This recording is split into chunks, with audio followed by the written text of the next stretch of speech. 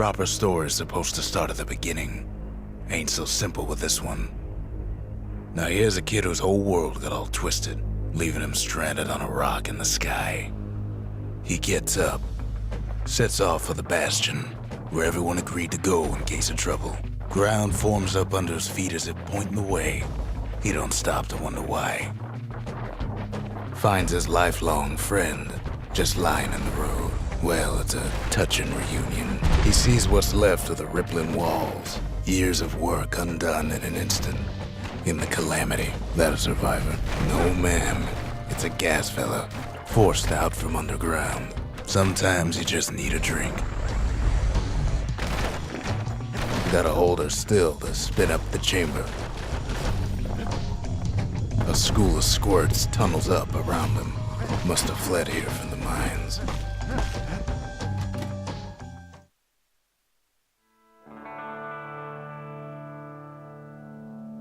He sets foot inside one of Celandia's famous watering holes.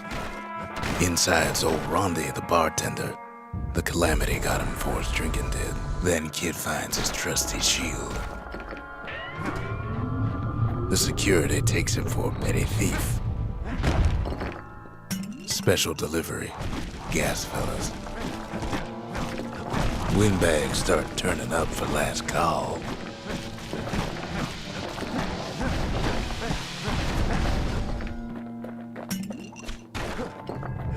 More squirts start coming out of the woodwork. A big old fella pops out in front of the kid.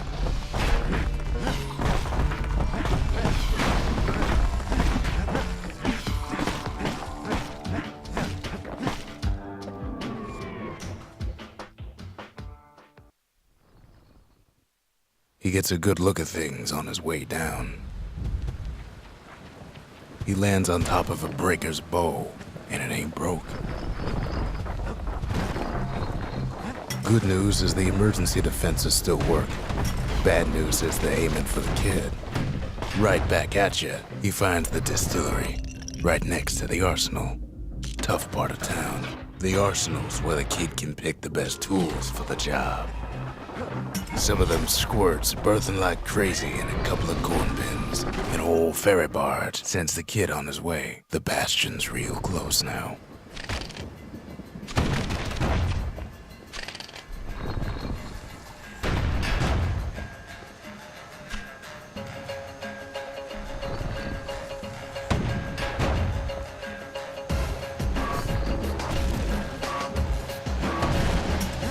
Kid takes a chunk of alloy. Smell of barley and spoiled blueberries fills the air. Scumbags. Kid maybe shouldn't have done what he just did. He finds the core to the wharf district. Well, down he goes. Down toward the Bastion. Now the kid sees something stranger still. His mind races. Did anybody else survive? Sure enough, he finds another. He finds me. And just like that, the Bastion comes alive. Starts growing again. Growing stronger. Kid's gotta put its power to good use. Now the Bastion can send him even farther into the wild unknown. Kid does it again. Only fair he decides what we build next. Kid don't know what's out there waiting for him.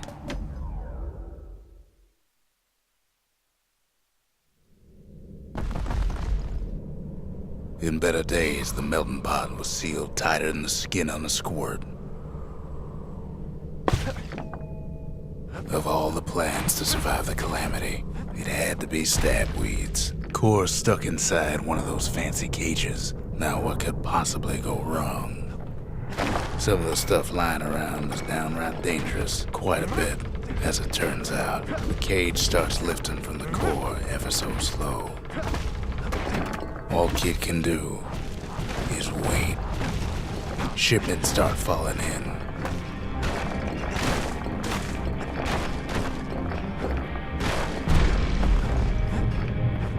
Not every squirt's born bad.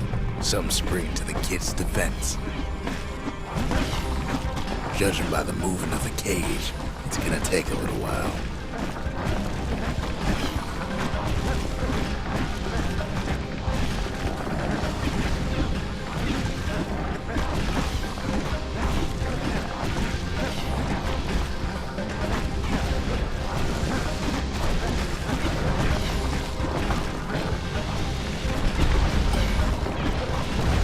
Scumbags don't take kindly to interlopers.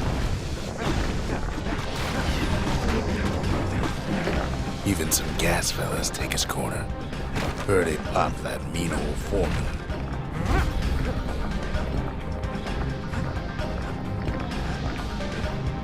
At this rate, maybe 5 more minutes, maybe 30. Hard to tell.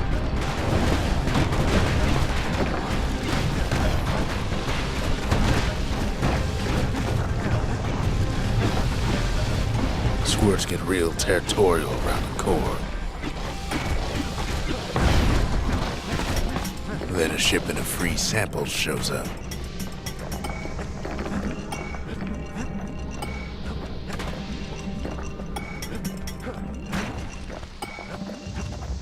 It ain't all bad, as the kid finds some spices from the motherland, tax-free. One thing's for sure, that cage is awful heavy.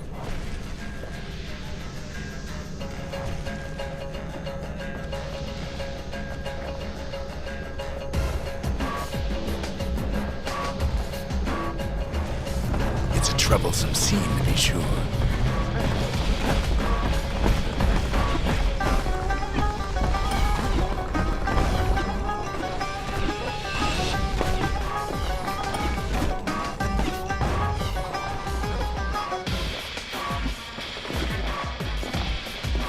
A few moments left, and the core goes free.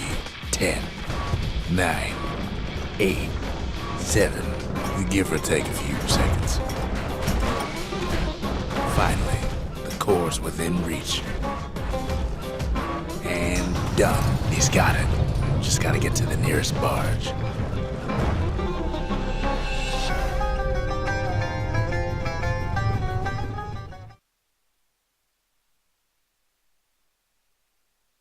I still remember the look on his face after that one. The old world's finished, but the new world's just getting started. The cores, they remember. That's why this place is coming together. That's why things are gonna be alright. Kid ponders what to build.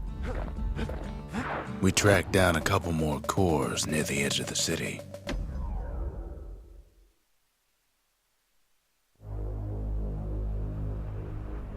Now he lands at the intersection between bad and wrong.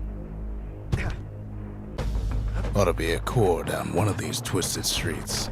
But which one? And there it is. But it's locked down tight in an alloy cage. Almost like he's showboating for the crowd. He hears the whole place groan, but it's too tough to fall. He comes back, just like I knew he would. The core hums in his pack. The monument's calling for it. Zolf's travels ain't much compared to what the kids had to go through for all this. Kid's surprised when I tell him there's only one core left. I shouldn't have believed it either.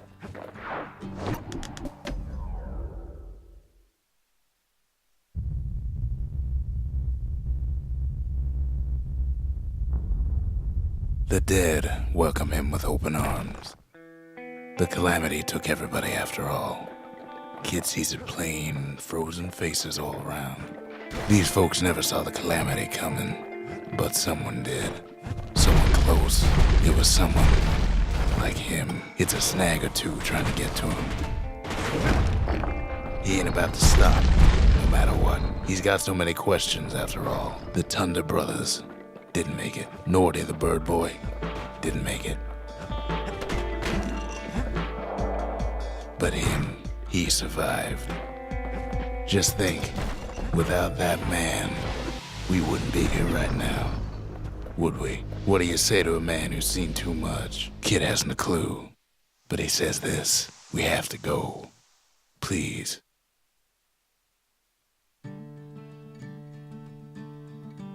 He's a proper gentleman, that man. His name is Zulf. No hiding he's an Ura. Folks like him ain't never been a common sight in Caelondia. He's relieved to see a living face or two. The kid and I introduce ourselves in kind. Both to him and to each other for the first time. Zulf banged up the monument pretty bad. But there's a way to put her back together. The shards. That's it. A few more shards like that, and we'll be back in business. A single shard can breathe new life into this place. The shard's got enough juice to spruce up any of these places. The Bastion ain't gonna build itself. Well, not entirely. The city tried to use the shards to stake out the wilds. So much for that plan.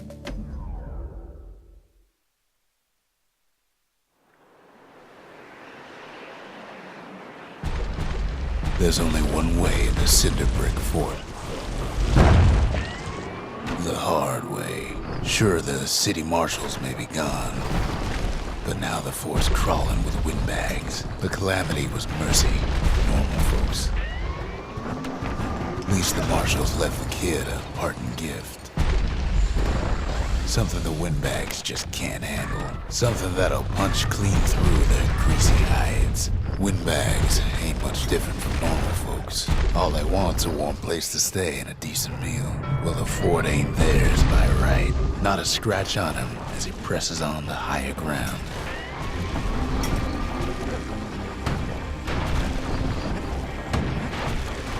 Times like this, kids glad he packed trip mines. Security's plain gone haywire. Windbags gummed up the works. They trapped the kid in the middle of the fort's parade grounds.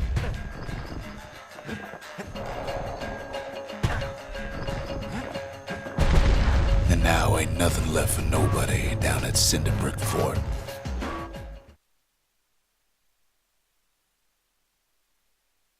Kid shows up just as Zulf's telling me about his own journey to the city. All that trouble for a single shard. But you know what? It was worth it. It ain't too late to unlock the potential of this place.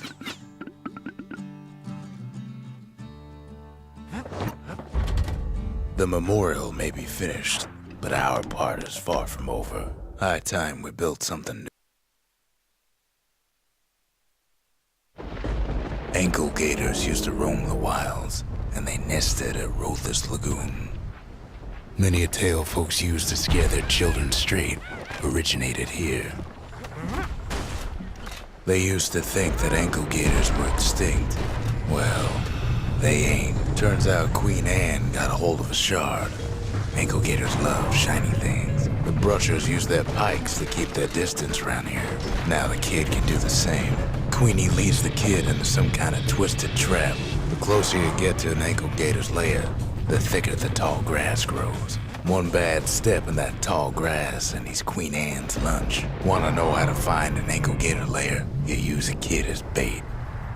Those leaping lunkheads don't like Queen Anne any better than the kid. Now she's coming for him. She's got nowhere else to go. She's starting to get annoyed. The shard's sitting in plain view.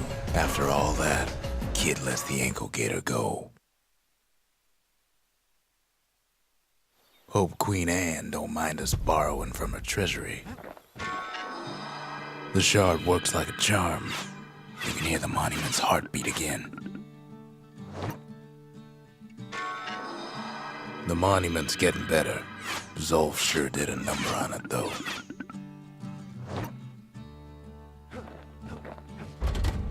The arsenal's complete, in case we need protection. First things first, what are we building?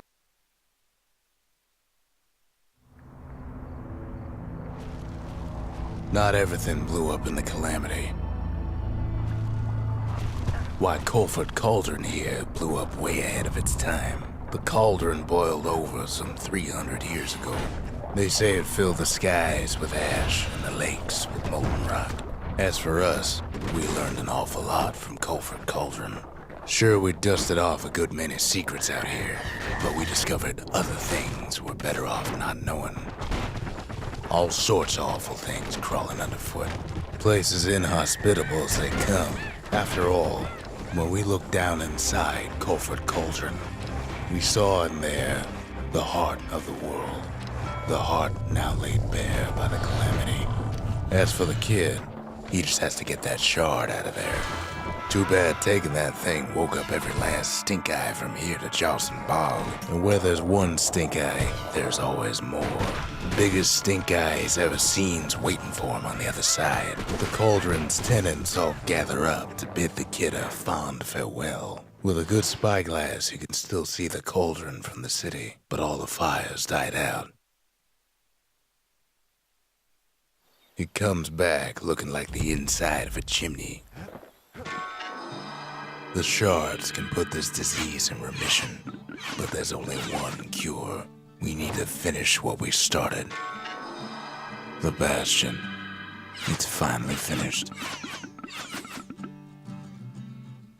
Now, there's something I want you to see.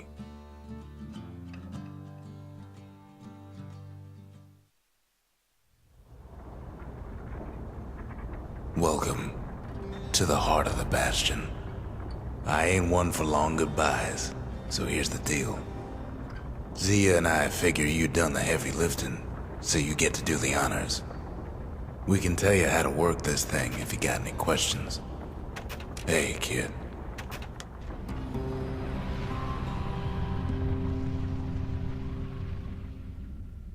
It's finished. Now, sit tight. It'll be over soon. No matter what happens next, you're done good. I suppose all that's left is to try and remember this moment. The Bastion's gonna take us back to a better time before any of this. Might be we'll forget everything you've done and each other. Though after all we've been through, I find that hard to believe. So long, kid. Maybe I'll see you in the next one. Saylandia, we're coming home.